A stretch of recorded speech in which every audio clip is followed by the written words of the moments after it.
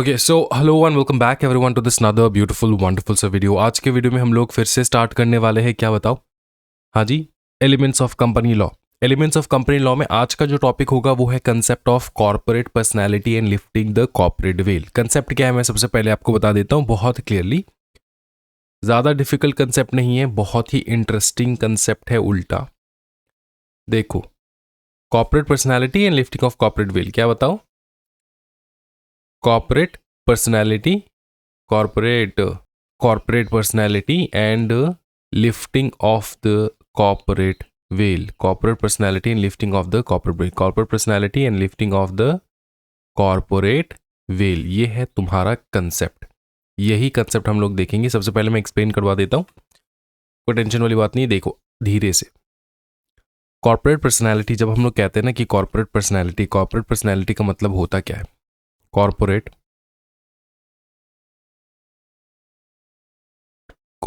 Personality, तो हम लोग किस पर्सनैलिटी के बारे में इंडिकेट कर रहे हैं? हाँ जी, कॉर्पोरेट पर्सनैलिटी का मतलब होता है कॉर्पोरेट आइडेंटिटी। ठीक है, इसका जो एक आइडेंटिटी है, सेपरेट आइडेंटिटी, इसके बारे में हम लोग बात करिए यहाँ पे कॉर्पोरेट पर्सनैलिटी में। कि कोई भी कंपनी अगर हो, उसका एक सेपरेट आइडेंटिटी होता है, ठीक है। और सेपरेट आइडेंटिटी मतलब जो कंपनी है और जो उसको चलाने वाले मेंबर्स है, कंपनी के मालिक, ठीक है, वो अलग अलग है। ये अलग है। कंपनी ने कोई क्राइम किया फॉर एग्जाम्पल, ठीक है, जिसके कारण फाइन वगैरह लगेगा, तो किसके ऊपर लगेगा? इसी के ऊपर लगेगा। हाँ जी, इसी कंपनी के ऊपर फाइन लगेगा। डायरेक्टर्स अपने या फिर ये जो मेंबर्स है, ये क्या अपने जेब से भरेंगे फाइन? नहीं, कंपनी में जो फंड बचा है उस फंड से फाइन भरेंगे। क्यों? क्योंकि उन्होंने कोई पकड़ लो, कोई भी किसी प्रकार का ऑफेंस क्राइम किया होगा जिसके कारण उनको जो है लग रहा है, क्या बताओ, फाइन। समझ में आ रहा है? तो ये क्या दर्शाता है? ये दर्शाता है कि भैया ये एकदम एक सेपरेट ही चीज है, और ये जो है सेपरेट है फ्रॉम इट्स मेंबर्स। कंपनी जो है उसका एक कॉर्पोरेट पर्सनैलिटी है। पर्सनैलिटी ये मतलब कि उनका एक सेपरेट आइडेंटिटी है। समझ में आ रहा है? बाई चांस पकड़ लो, कंपनी देखो चला कौन रहा है? डायरेक्टर्स, ठीक है, वो मेंबर्स डायरेक्टर्स सब एक ही है। एक नहीं है, मैं बताता हूं। मेंबर जो होता है, कंपनी का जो मेंबर होता है वो होता है शेयर होल्डर्स, ठीक है। अब कंपनी को ओरिजिनली चलाते हैं डायरेक्टर्स, कंपनी के डायरेक्टर्स चलाते हैं कंपनी को। लेकिन डायरेक्टर्स किसके इशारों पे चलाते हैं? मेंबर्स के, मतलब वही शेयर होल्डर्स के इशारों पे चलाते हैं। मतलब तुम्हारे इशारे पे चल रहा है, तुम जो बताओगे वही डायरेक्टर्स करेंगे, क्योंकि डायरेक्टर्स को अप्रूवल लेना होता है ना जनरल मीटिंग में। वो जो मीटिंग रखते हैं डायरेक्टर्स, फिर अप्रूवल लेते हैं। कैसे लेते हैं? हाँ जी, किन से लेते हैं बताओ? मेंबर्स से लेते हैं अप्रूवल कि ये करे सर, वो करे सर। इस प्रकार से तुमसे अप्रूवल लेके डायरेक्टर्स काम करते हैं। समझ में आ रहा है ना? तो लेकिन चला कौन रहा है? मतलब हाथ में कंट्रोल किसका है बताओ? तुम्हारा और डायरेक्टर का। डायरेक्टर्स के हाथ में कंट्रोल है। डायरेक्टर क्या करते कभी कभार कि डायरेक्टर अपने बेनिफिट के लिए, ओन बेनिफिट,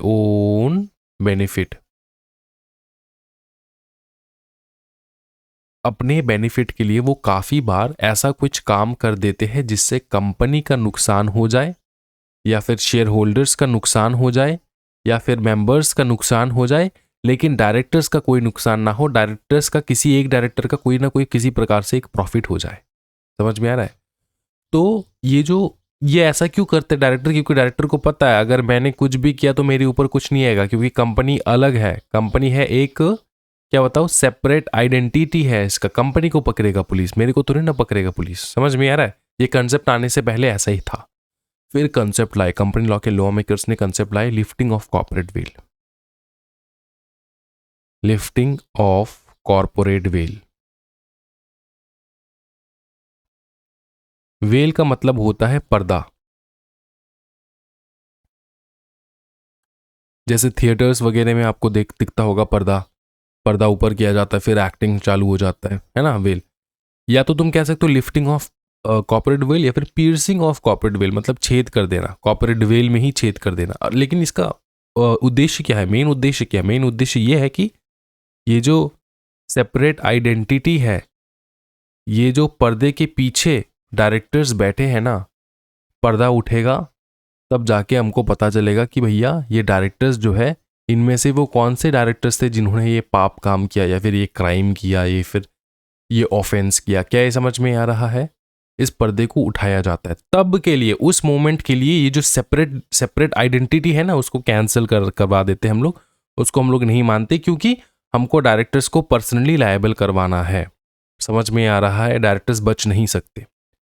नॉर्मली अगर डायरेक्टर्स ने गुड फेथ में काम किया, गुड फेथ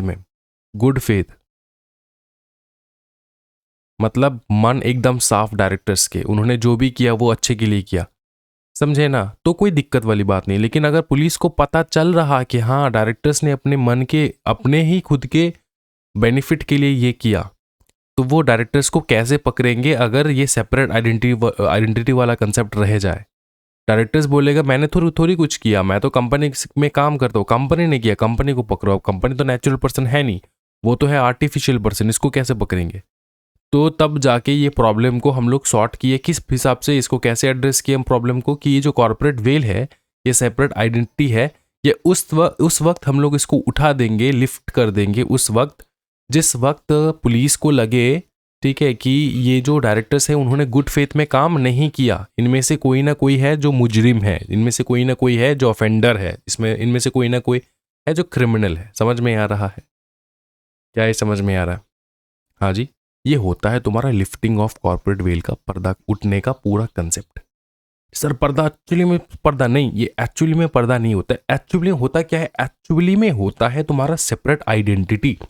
अब जब मैं तुमको बता दूं, पकड़ लो, मैंने अगर कहा, फॉर एग्जाम्पल मैंने अगर कहा कि तुम और तुम्हारे भाई जो है दो अलग अलग आइडेंटिटी हो,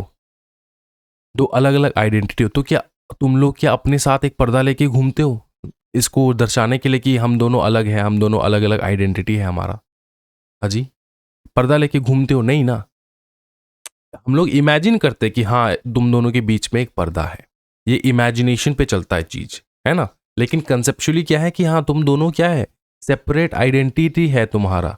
उसी सेपरेट आइडेंटिटी को डिसॉल्व करने के लिए, उसको हटाने के लिए लिफ्टिंग ऑफ कॉर्पोरेट वेल लाया गया, क्योंकि अगर नहीं हटाएंगे तो अपने को पता कैसे चलेगा कि पीछे जो डायरेक्टर्स बैठे हैं उनमें से कौन से वो डायरेक्टर्स है जिन्होंने कोई खराब काम किया है, ठीक है, जिन्होंने अपने प्रॉफिट के लिए, अपने बेनिफिट के लिए कंपनी को डुबाया, ठीक है, या मेंबर्स को धोखा दिया।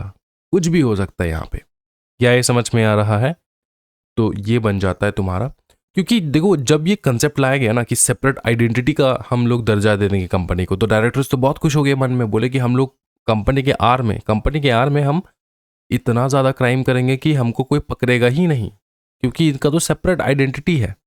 तो तब लॉ मेकर्स ने बोला कि भैया ज़्यादा खुश मत हो जाओ, सेपरेट आइडेंटिटी के साथ साथ हम लोगों ने लिफ्टिंग ऑफ कॉर्पोरेट वेल भी रखा है कि जब जब हमें लगे कि ये आइडेंटिटी जो है तुमको बचा रहा है, ये सेपरेट आइडेंटिटी तुमको बचा रहा है, तब तक हम इस सेपरेट आइडेंटिटी को उस वक्त उठा देंगे, हम लोग उसको वेल को और ये जो पर्दा है, इमेजिनरी पर्दा, इसको हम लोग उठा देंगे एंड हम लोग देखेंगे कि कौन से वो डायरेक्टर्स है जो पर्सनली लायबल है।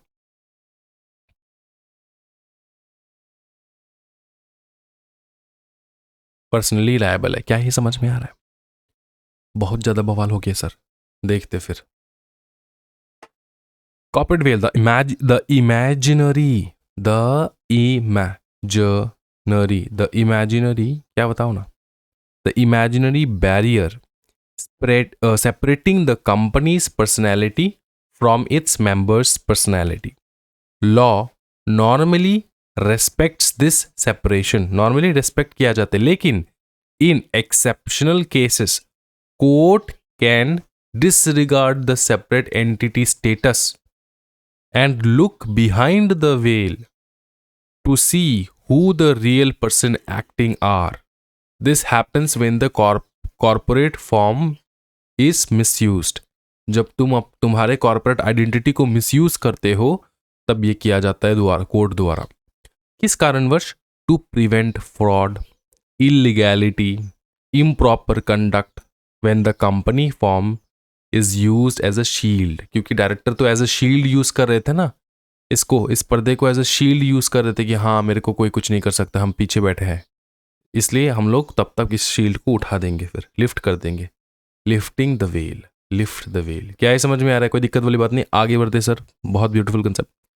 Situations where the veil may be lifted, कौन से वो सिचुएशंस है जहां पे ये वेल को हम लोग लिफ्ट करेंगे? एक है फ्रॉड और इम्प्रॉपर कंडक्ट, फिर है एजेंसी इंस्ट्रूमेंटलिटी। ये इसका मतलब क्या होता है सर? एजेंसी इंस्ट्रूमेंटलिटी, इसका मतलब ये होता है, देखो जब कंपनी शेयर होल्डर्स के एजेंट के हिसाब से काम करता है, क्योंकि अल्टीमेटली शेयर होल्डर जो है वो जो बताता है कंपनी उसी प्रकार से काम करता है, राइट? परमिशन किससे लिया जाता है? शेयर होल्डर्स से। तो उस वक्त कंपनी में जो काम हो रहा है, जो एक्चुअली में काम कर रहे हैं परमिशन लेने के बाद, उनको तो देखना होगा ना कि किसने किया वो काम, किसने किया वो काम। कोई भी गलत काम अगर हो गया तो ये रेयर होता है, लेकिन होता तो है। फिर public policy in respecting the well conflicts with the public interest. इसका मतलब ये होता है कि देखो, पब्लिक पॉलिसी का मतलब ये होता है पब्लिक इंटरेस्ट, ठीक है? पब्लिक के हित में, पब्लिक के हित में, पब्लिक के बेनिफिट के लिए हम लोगों ने वेल रखा है, कॉर्पोरेट वेल। जब जब अगर लगे कि इस कंपनी का कॉर्पोरेट वेल उठना चाहिए पब्लिक के हित के लिए, पब्लिक के इंटरेस्ट के लिए, पब्लिक को पता होना चाहिए कि पीछे बैठ के कौन से वो लोग हैं जो काम कर रहे हैं, तो तब हम लोग कॉर्पोरेट वेल को उठाएंगे। क्या ये समझ में आ रहा है? पब्लिक पॉलिसी पब्लिक के बेनिफिट के लिए, ठीक है? फिर है enemy character, if person controlling the company are resident of an enemy country और acting for the enemy during war time. तो जंग के दौरान, ठीक है, तुमको पता चले कि जो यहाँ पे जो बैठे हैं तुम्हारे डायरेक्टर्स, वो दूसरे कंट्री के लिए, जो एनिमी कंट्री है जिसके साथ हमारा जंग हो रहा है, उनके लिए वो काम करते हैं, उनको पैसा भेज रहे हैं इंडिया में कमा के, तब कॉर्पोरेट वेल उठाएंगे। और अगर हमको लगे कि किसी भी एनिमी कंट्री का रेसिडेंट बन चुका है इस कंपनी में, इंडिया में इस कंपनी में जो डायरेक्टर्स है वो एनिमी कंट्री का रेसिडेंट है, पाकिस्तान का रेसिडेंट, पाकिस्तान एक एनिमी कंट्री ही है, पाकिस्तान का जो रेसिडेंट है, क्या बताओ ना, पाकिस्तान का जो रेसिडेंट है वो आके छुप छुप के इंडिया में कंपनी खोले, एंड कंपनी के अंदर वो लोग एज अ डायरेक्टर बैठ रहे। तो अपने को पता लगने के लिए कि कौन से वो डायरेक्टर्स है जो कंपनी में बैठ के चला रहे हैं, कहाँ उनका रेजिडेंसी है, क्या है, नहीं है, तब हम लोग कॉर्पोरेट वेल को उठा देंगे, सो द डायरेक्टर के साथ इन्वेस्टिगेशन कर पाए, उनके ऊपर इन्वेस्टिगेशन कर पाए। टैक्स इवेशन, जब लगे कि यार टैक्स जो है वो बचाने के लिए, टैक्स को इवेट करने के लिए, क्या बताओ, टैक्स बचाने के लिए, टैक्स को इवेट करने के लिए, टैक्स को बचाने के लिए, टैक्स को चोरी करने के लिए जो कंपनी को यूज़ किया जा रहा है, तब हम लोग क्या करेंगे, कॉर्पोरेट वेल को उठाएंगे कि देखेंगे भैया कौन से वो डायरेक्टर्स है जो ये जो है कुकर्म जो नहीं करना चाहिए वो काम कर रहे हैं। समझ में आ रहा है? फिर अवॉइडिंग वेलफेयर लेजिस्लेशन, क्या बताओ, अवॉइडिंग वेलफेयर लेजिस्लेशन, इसका मतलब ये है कि कंपनी जो है वो अवॉइड कर रहा है, उनके ऊपर एक ड्यूटी होता है, क्या होता है, ऑब्लिगेशन कह लो, ड्यूटी हो कह लो, कि वो बोनस पे करेंगे वर्कर्स के ऊपर, ठीक है? वर्कर्स को बोनसेस मिलना चाहिए। अगर कोई कंपनी ऐसा है जो ये अवॉइड कर रहा है for a long period of time, ठीक है, एक बार अवॉइड, देखो ऐसा होता है कि बोनसेस नहीं मिलता है, ठीक है, ऐसा नहीं कि हर वक्त पूजा के टाइम में बोनस मिलेगा ही मिलेगा। जब कंपनी जो है लॉस मेकिंग कंपनी है, लॉस मेक कर रहा है, तो बोनस जो है ना वो नहीं मिलता है, ये अलाउड है। लेकिन अपने को पता चल रहा है कि यार कंपनी अच्छा खासा कमा भी रहा है और ये बोनस नहीं दे रहा है, ठीक है, तो तब हम लोग करेंगे, हम लोग क्या करेंगे, लिफ्ट करेंगे, क्योंकि वेलफेयर के लिए वो लोग जो उनको काम करना चाहिए था वो नहीं कर रहे हैं। बोनस मिलना एक प्रकार का राइट है वर्कर्स का, समझ में आ रहा है? प्रोवाइडेड दैट कुछ कंडीशंस मीट करे कंपनी, अगर प्रॉफिट मेकिंग कंपनी है तो उनको तो बोनस मिलना ही चाहिए। समझ में आ रहा है? फिर abuse of corporate form, obviously तुम अब्यूज कर रहे हो कॉर्पोरेट फॉर्म को, तुम पीछे कॉर्पोरेट आइडेंटिटी के पीछे बैठ के तुम जो मनमर्जी कर रहे हो, तो तब ऐसा होगा। फॉर अनजस्ट और इनइक्विटेबल पर्पसेस, ठीक है, जो सही नहीं है, ठीक है, जस्टिस नहीं है, अनजस्ट है, इनइक्विटेबल पर्पस जो सही नहीं है। फिर और एक्ट अगेंस्ट जस्टिस, वो सेम चीज है, रेवेन्यू, वर्कर्स इंटरेस्ट और पब्लिक इंटरेस्ट, ठीक है, वर्कर्स इंटरेस्ट और पब्लिक इंटरेस्ट। समझ में आ रहा है? कंपनी का जो रेवेन्यू मेकिंग है उसके अगेंस्ट तुम काम करो, कंपनी में रेवेन्यू नहीं आ रहा है, कंपनी के वर्कर्स के अगेंस्ट तुम काम कर रहे हो, पब्लिक के इंटरेस्ट के अगेंस्ट तुम काम कर रहे हो, तो तब तब जब जब तुम अब्यूज करोगे अपनी कॉर्पोरेट फॉर्म का, तब तब हम लोग शक्तिमान होके आएंगे एंड तुम्हारा कॉर्पोरेट वेल जो है वो उठा देंगे। फिर है important note,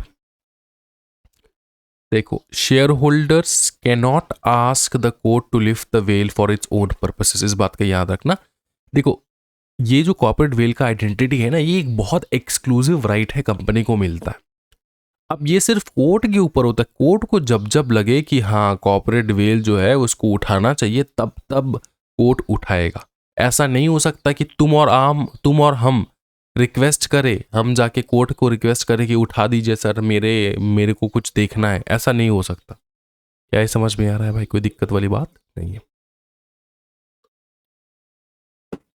okay, company distinguished from other business enterprises. कैसे कंपनी अलग है पार्टनरशिप फर्म से, वो सबसे पहले देखेंगे। फिर देखेंगे हिंदू जॉइंट फैमिली HUF से कैसे कंपनी अलग है।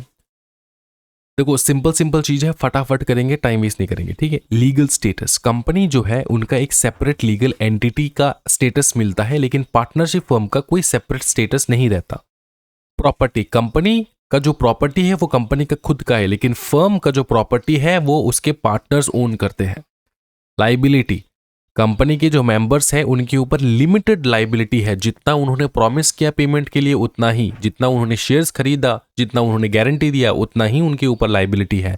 लेकिन पार्टनर्स के ऊपर हमेशा अनलिमिटेड लाइबिलिटी। अगर कंपनी डूबा तो कंपनी सिर्फ अपने एसेट्स को लेकर डूबेगा, लेकिन अगर पार्टनर्स डूबे, पार्टनरशिप फार्म डूबे, तो पार्टनरशिप फार्म डूबा तो पार्टनर्स भी डूबेंगे एंड उसके साथ साथ उनके पर्सनल प्रॉपर्टीज भी डूबेंगे, क्योंकि वो अनलिमिटेड लाइबिलिटी है। Agency, members are not agents. उनके जो मेंबर्स है वो एजेंट्स नहीं है। कंपनी में जो मेंबर्स है वो एजेंट्स नहीं है, लेकिन partners are the agents of the firm, ये हम लोग मान के चलते हैं। Contracts, members can contract with the company. Company के जो खुद के मेंबर्स है, जैसे आप और हम, मैंने अगर रिलायंस पे शेयर खरीदा तो फिर भी मैं रिलायंस के साथ बिजनेस कर सकता हूँ। मेरा कोई भी बिजनेस है जो रिलायंस को चाहिए होगा, उसको काम करना है मेरे साथ, तो मैं काम कर सकता हूँ, मैं मेंबर होके भी काम कर सकता हूँ। लेकिन ऐसा सेम चीज फर्म में आपको देखने को नहीं मिलेगा। पार्टनर्स जो है वो कॉन्ट्रैक्ट नहीं कर सकते, can not contract with the firm, ठीक है, क्योंकि वो दोनों एक ही है। पार्टनर्स एंड फर्म दोनों एक ही है, as they are the same. Transfer of interest, shares usually transferable होता है, लेकिन पार्टनर्स में shares are not transferable without others consent. तुम मन मर्जी अपने शेयर्स को किसी भी पार्टनर्स हो ना, तुम अपना जो शेयर है तुम्हारे पार्टनरशिप फर्म में, वो किसी को भी तुम नहीं दे सकते अनटिल एंड अनलेस तुम सारे पार्टनर्स से अप्रूवल ले लो। सारे पार्टनर्स ने अगर अप्रूवल दे दिया तब तुम दे सकते हो। सक्सेशन का मतलब ये होता है कंपनी कभी भी मरेगा नहीं, क्योंकि उनका परपेचुअल सक्सेशन का आइडेंटिटी होता है। कंपनी तब कभी भी नहीं मरेगा अगर कंपनी का जो चलाने वाले डायरेक्टर्स है वो मर गए, मेंबर्स मर गए। मैं मर गया, पकड़ लो, मैं कौन हूं? मैं हूं मेंबर। मैंने कंपनी में शेयर खरीदा, 50% का शेयर है, मैं मर गया तो कंपनी बंद हो जाएगा? नहीं, 90% का शेयर आ गया तब भी कंपनी बंद नहीं होगा। कंपनी बंद होगा ही नहीं उसने मेंबर्स के मरने से। समझ में आ रहा है? उसका पर्सनैलिटी अलग है, उसका जो चाल चरित्र है वो अलग है, उसका जो वर्किंग है वो अलग है कंपनी का। कंपनी कभी नहीं मरता। कंपनी के डायरेक्टर्स मरते हैं, डायरेक्टर्स जैसे रतन टाटा जी, वो एक्सपायर हो गए, क्या कंपनी बंद हो गया? नहीं, है ना, हाई स्टेक था उनका, लेकिन क्या बंद हो गया? नहीं। ऐसे ही अगर कल परसों जैसे जैसे बुढ़े होते जाएंगे हमारे बहुत प्यारे प्यारे डायरेक्टर्स, ठीक है, उनके जो यंगर जनरेशन है वो आएंगे, तो वो जैसे जैसे मतलब एक्सपायर करेंगे, क्या कंपनी बंद हो जाएगा? नहीं। नारायण मूर्ति साहब अगर एक्सपायर करके कंपनी बंद हो जाएगा? विप्रो? नहीं, नहीं हो सकता, नहीं बंद होगा। तो इसी प्रकार से तुमको जानना होगा कि कंपनी के जो चलाने वाले हैं, जो मेन ओनर्स है, वो मर गए तो कभी भी कंपनी बंद नहीं होगी। लेकिन फर्म के केस में वो नहीं होता। फर्म के केस में पार्टनर का डेथ हो गया ना तो डिसॉल्व हो जाता है फर्म। क्या हो जाता है? डिसॉल्व हो जाता है, ठीक है। अनलेस अग्रीड अदरवाइज, पार्टनर्स ने अगर अग्री किया कि नहीं नहीं हम लोग डिसॉल्व नहीं करेंगे तो अलग केस है, लेकिन नॉर्मली डिसॉल्व हो जाता है बाय डिफॉल्ट। ऑडिट, कंपनी में ऑडिट जो है वो मैंडेटरी होता है, फर्म का ऑडिट ऑप्शनल होता है। डिसोल्यूशन, कंपनी डिसॉल्व होता है by law and firm dissolve होता है by agreement, mutual agreement between the partners. Partners ने म्यूचुअली जब अग्रीमेंट बनाते हैं वो लोग पार्टनर्स अग्रीमेंट, पार्टनर्स डीड कहते हैं हम लोग उसको, तो तब वो लोग वहां पे लिखते हैं कि कब कब कौन से उस मोमेंट पे हम लोग डिसाइड करेंगे कि हाँ फर्म को डिसॉल्व कर दिया जाए। समझ में यार? अगर तीनों मिलके, चारों मिलके, पांचों मिलके वो डिसाइड करे कि फर्म डिसॉल्व होना चाहिए तो डिसॉल्व हो जाएगा। क्या है, समझ में आ रहा है आपको? कोई दिक्कत वाली बात तो नहीं है। Company versus Hindu joint Hindu family बहुत ब्यूटीफुल है। कंपनी जो है इसके जो मेंबर्स हैं वो डाइवर्स हैं, मतलब काला गोरा नाटा फिर लंबा फिर कुछ भी हो सकता है, समझ में आ रहा है। इंडियन ओरिजिन का, फिर अमेरिकन ओरिजिन का, ऑस्ट्रेलियन ओरिजिन का, ठीक है। फिर ये मतलब समझ में आ रहा है, डाइवर्स होते हैं मेंबर। लेकिन HUF जो हिंदू अनडिवाइडेड फैमिली का कंसेप्ट होता है, ये भी एक प्रकार का बिजनेस फॉर्म है। वो होमोजीनियस होता है, सिर्फ अपने फैमिली मेंबर्स को ही वो लोग एज ए मेंबर रखते हैं। उनके फैमिली मेंबर्स ही एज ए मेंबर बन सकते हैं और कोई नहीं बन सकता। क्या है समझ में आ रहा है? ये होता है HUF का concept, Hindu undivided family. Sir Hindu undivided family क्या होता है? सर ये एक प्रकार का बिजनेस मॉडल है। ये एक प्रकार का बिजनेस मॉडल है। क्या बताओ?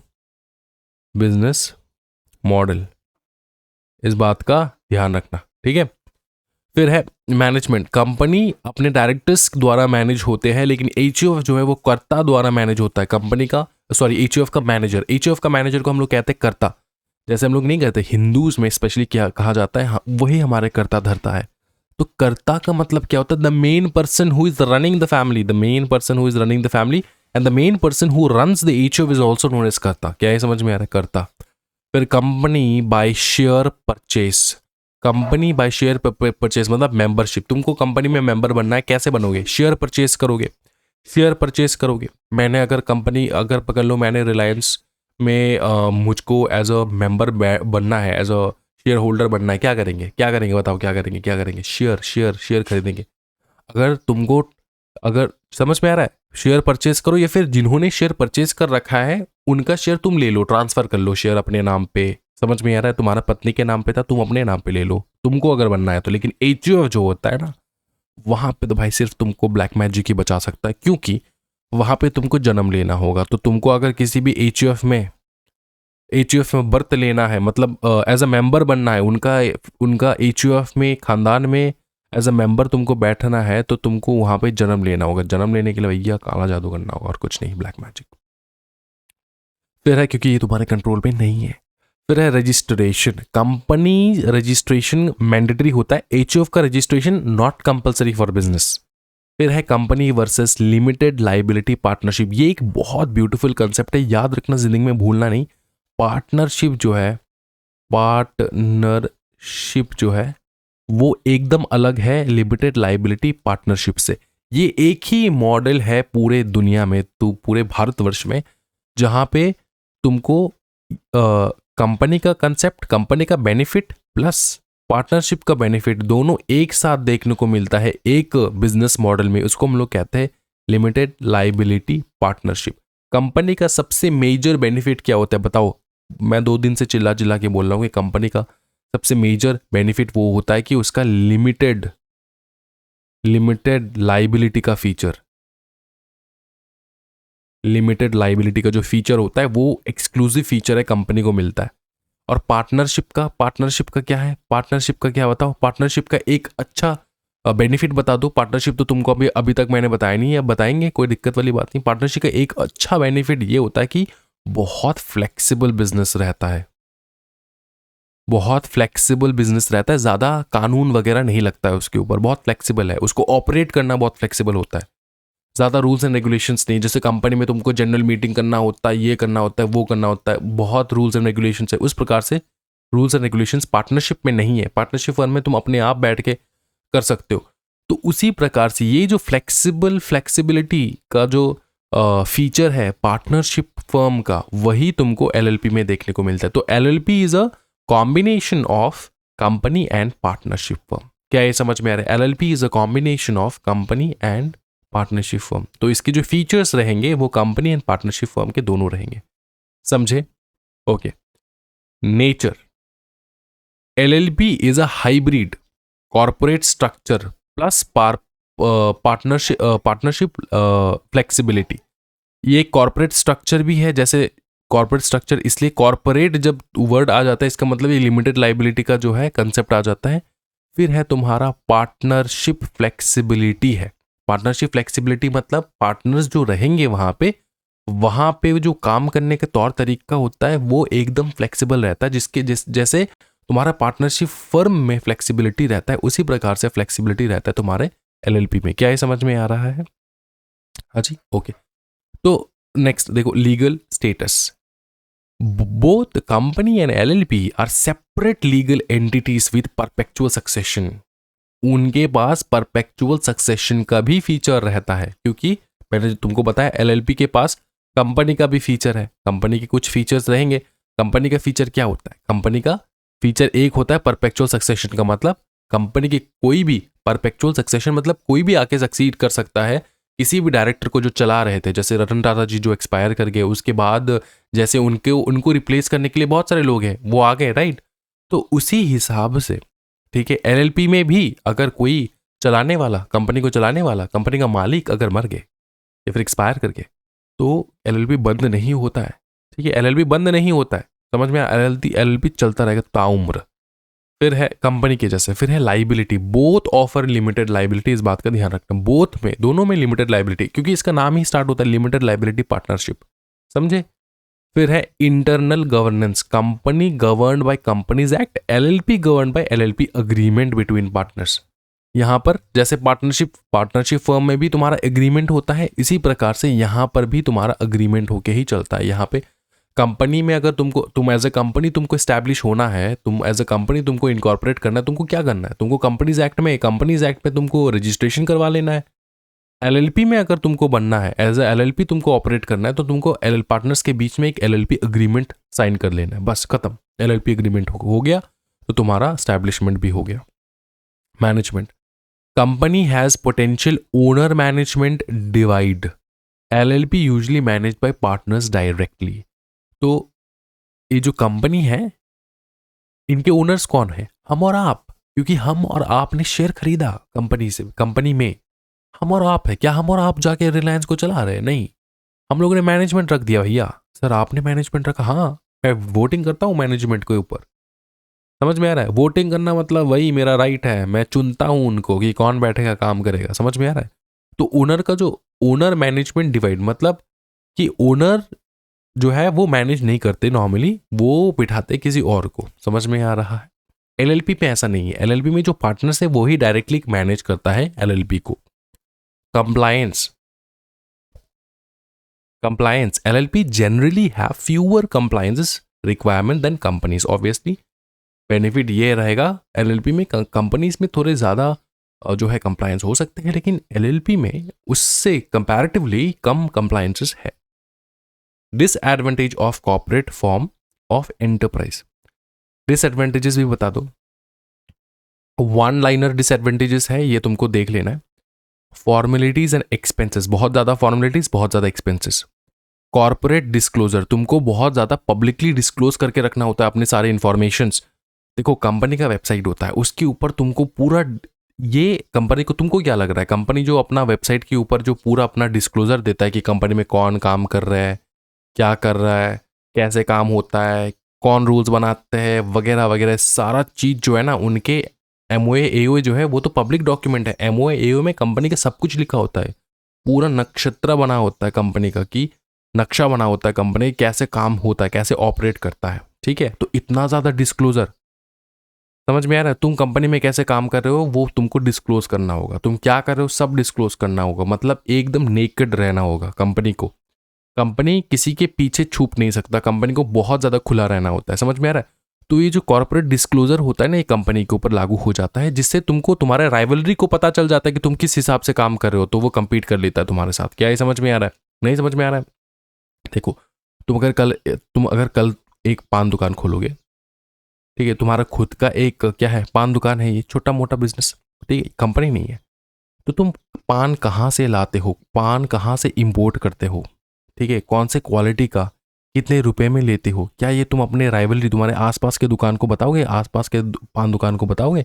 नहीं बताओगे ना, क्योंकि वो एडवांटेज ले लेगा, वो भी चला जाएगा वहां से लेने के लिए। तो कंपटीशन जो है ना, वो यहाँ पे कंपटीशन करना इजी है, लेकिन एज ए कंपनी तुमको कंपटीशन करना इजी नहीं है। You have to be very different. क्यों? क्योंकि तुमको सब डिस्क्लोज करना होता है भाई, must disclose significant information publicly, ठीक है, वहां पे प्राइवेसी होता ही नहीं है, ठीक है, एज कंपेयर टू पार्टनरशिप। लेकिन पार्टनरशिप में होता है, पार्टनरशिप फर्म में पूरा प्राइवेसी, कोई डिस्क्लोजर वगैरह नहीं चाहिए होता है। सिर्फ अगर ROC वगैरह अगर मांगे तो तब जाके अलग चीज़ है। अच्छा, separation of control from ownership. Separation of control from ownership मतलब जो ओनर्स है वो डायरेक्टली कंट्रोल नहीं कर पाते, शेयर होल्डर्स है वो डायरेक्ट कंट्रोल नहीं कर पाते, बहुत कम कंट्रोल पे, को सिर्फ वोटिंग का राइट है भाई मेरे, और उसके बाद बाकी कुछ राइट नहीं है मेरा, ठीक है। तो शेयर होल्डर्स जो है बहुत लिटिल में have little direct control over the management. कैसे? हम सिर्फ वोटिंग वगैरह करेंगे। तो ये एक प्रकार का डिसएडवांटेजेस ही है ना, जो उसी प्रकार से पार्टनरशिप फर्म में सोचो जो मन मर्जी करेगा पार्टनर्स, क्योंकि वही ओनर है। ग्रेटर सोशल रिस्पॉन्सिबिलिटी, सोशली बहुत रिस्पॉन्सिबिलिटी होता है एंड तुमको बहुत कुछ करना होता है। CSR लगता है तुम्हारे ऊपर, कॉर्पोरेट सोशल रिस्पॉन्सिबिलिटी वगैरह वगैरह, ये लगता है। ये क्या होता है, तुमको अपने एक प्रकार का जो है तुम्हारे सोसाइटी को डेवलप करने का ठेका तुमको लेना होता है, ठीक है, एज ए कंपनी। समझ में आ रहा है? और ये नेसेसरी है, मैंडेटरी है। फिर होता है ग्रेटर टैक्स बर्डन टैक्स ज़्यादा लगता है। डिटेल्ड वाइंडिंग अप प्रोसीजर, और वाइंडिंग अप प्रोसीजर जो है बहुत लंबा चौड़ा होता है, ठीक है, लंबा चौड़ा वाइंडिंग अप प्रोसीजर। वाइंडिंग मतलब कंपनी को अगर बंद करना है तो उसको वाइंडिंग अप करने के लिए बहुत लंबा चौड़ा प्रोसीजर होता है, समझे? ये हो गया डिसएडवांटेजेस। फिर खत्म journey of Indian company law. ये माइलस्टोन्स है, जैसे मैंने तुमको बताया नहीं था 1956 का जो 2013 से पहले जो आया था वो है 1956। उसके बाद डायरेक्ट आया तुम्हारा कंपनीज एक्ट 2013, कंपनीज एक्ट 2013, ये कंपनीज एक्ट 1956। उससे पहले कौन से थे सर? उससे पहले था 1951, 36, 82, 13, 1860, 1857, 1850, इस प्रकार से थे। अब करंटली कौन सा चल रहा है? 2013 चल रहा अभी तक। समझ में आ रहा है? फिर एप्लीकेबिलिटी ऑफ कंपनीज एक्ट किसके ऊपर अप्लाई होगा? सारे कंपनी जो इनकॉर्पोरेट करते हैं अंडर द एक्ट उनके ऊपर अप्लाई होगा, including insurance company, banking company, electricity company, special companies govern by special acts. जितनी भी है तुम्हारे नाम में कंपनी है तो तुमको गवर्न किया जाएगा बाय दी, बताओ ना, by the companies act. Other body corporates notified by central government. इसका मतलब ये होता है, जैसे मैंने तुमको बताया कि कंपनी होने से पहले तुमको होना पड़ता है बॉडी कॉर्पोरेट। क्या होना पड़ता है बताए? Body corporate. बॉडी कॉर्पोरेट होना पड़ता है तुमको कंपनी बनने से पहले। कंपनी बनने से पहले तुमको बनना होता है बॉडी कॉर्पोरेट। और अगर तुम बॉडी कॉर्पोरेट बन गए फिर वहां से कंपनी कैसे बनोगे? कंपनीज एक्ट में रजिस्टर करके, अपना नाम रजिस्टर दर्ज करवा के तुम एज अ कंपनी बन जाओगे। अब क्या होता है, जैसे बहुत सारे ऐसे गवर्नमेंट ने बॉडी कॉर्पोरेट्स खड़ा कर दिए, उनको एज अ कंपनी रजिस्टर नहीं करवाया, सिर्फ एज अ बॉडी कॉर्पोरेट रख दिए। जैसे कि तुम्हारा food corporation of India, FCI, एक बहुत ही बेहतरीन एग्जाम्पल, FCI। अब गवर्नमेंट क्या कहता है? गवर्नमेंट कहता है कि मैंने तो इसको एज अ कंपनी रजिस्ट्रेशन नहीं करवाया, ये कॉर्पोरेशन ही रहेगा, लेकिन इसके ऊपर भी कंपनीज एक्ट लागू होगा एज एन ऑर्डर, ठीक है। एज एन ऑर्डर मतलब सेंट्रल गवर्नमेंट ने ऑर्डर दे दिया, बोला कि इसके ऊपर कंपनीज एक्ट लागू होगा। वो भले ही कॉर्पोरेट है लेकिन कंपनीज एक्ट लागू होगा। ये बाय ऑर्डर होता है, नोटिफाई किया जाता है बाय गवर्नमेंट नोटिफाई कर देता है कि कुछ ऐसे बॉडी कॉर्पोरेट्स हैं जिनके ऊपर कंपनीज एक्ट लागू होगा। समझे? किनके ऊपर लागू नहीं होता? ऑब्वियसली जो इनकॉर्पोरेशन नहीं हुआ है अंडर द कंपनीज एक्ट, ठीक है। अच्छा, इतना तुमको याद रखना है। उसके बाद हाँ, section 464 prohibits large association partnership. Currently 50 ही रख सकते हो तुम as a partner, maximum limit है 100, मतलब मैक्सिमम जितना तुम जा सकते हो वो 100, लेकिन करंटली 50 जो है वो नोटिफाइड है, इससे ज़्यादा तुम रख नहीं सकते, ठीक है। For gain unless registered as a company. अगर तुम कंपनी में रजिस्टर्ड नहीं हो तो कितने पार्टनर्स रख सकते हो बताओ? 50। लेकिन कितना जा सकता है? 100, लेकिन वो नोटिफाइड नहीं है अभी तक के लिए, नोटिफाइड है 50, तो 50 ही रखना होगा तुमको, ठीक है। लेस देन 50, उससे कम, उससे ज़्यादा नहीं, ठीक है। टाइप्स ऑफ कंपनीज, पार्टनरशिप के बारे में बात हो रहा था यहाँ पे, ये वाले सेक्शन पे। अब है टाइप्स ऑफ कंपनीज। कौन से टाइप्स ऑफ कंपनीज होते हैं भैया? बहुत सिंपल है भैया, private company, public company, 1 person company, जो मैं तुमको कान पे फुसफुस कर रहा था ना, वो 1 पर्सन कंपनी है यहाँ पे। फिर अदर फॉर्म्स जैसे कि सेक्शन 8 कंपनी, फिर government company,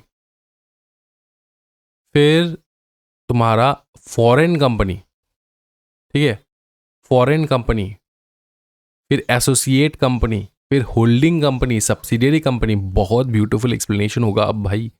small company, dormant company, फिर है निधि कंपनी, प्रोड्यूसर कंपनी, ओ हो कितना मज़ेदार, और नॉन बैंकिंग फाइनेंशियल कंपनी। और तुमको ये पढ़ने में मजा आएगा। क्यों मजा आएगा पता है? क्योंकि ये कंसेप्ट अलग अलग है और तुमको जानने को मिलेगा, अच्छा ऐसा ऐसा कंपनी होता है क्या, इस प्रकार से। फिर आएगा तुम्हारा फॉर्मेशन ऑफ कंपनी, कैसे कंपनी बनता है।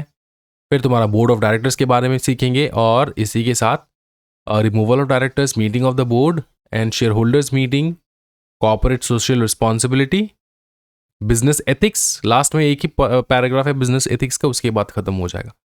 तो ये जो है मैं लेकर चल सकता हूं कि ये हम लोग नेक्स्ट क्लास कंप्लीट कर देंगे, और एक क्लास जाएगा, एक क्लास एक्स्ट्रा हो रहा है, लेकिन हाँ बहुत बेहतरीन है। अगर एक्स्ट्रा हो भी रहा है बेहतरीन है। इन सारे टाइप्स ऑफ कंपनीज को आपको एक बार जो है रीड करना है। आज के लिए कोई होमवर्क नहीं है, सिर्फ रीड करना है। जो मैंने टिक मार्क करवा दिया है, प्राइवेट कंपनी, पब्लिक कंपनी, इनको तुमको रीड करना है एक बार, और तुमको खुद से एक बार एनालाइज करना है कि ये कंपनी एक दूसरे से डिफरेंट कैसे है। नेक्स्ट क्लास जो कि कल ही आने वाला है, उसी क्लास में ये चैप्टर को हम लोग कंप्लीट कर देंगे। आज की वीडियो में इतना ही। Do like and subscribe to the channel and support this channel. Thank you so much everyone. Happy learning guys. Bye bye. Take care and Jai Hind.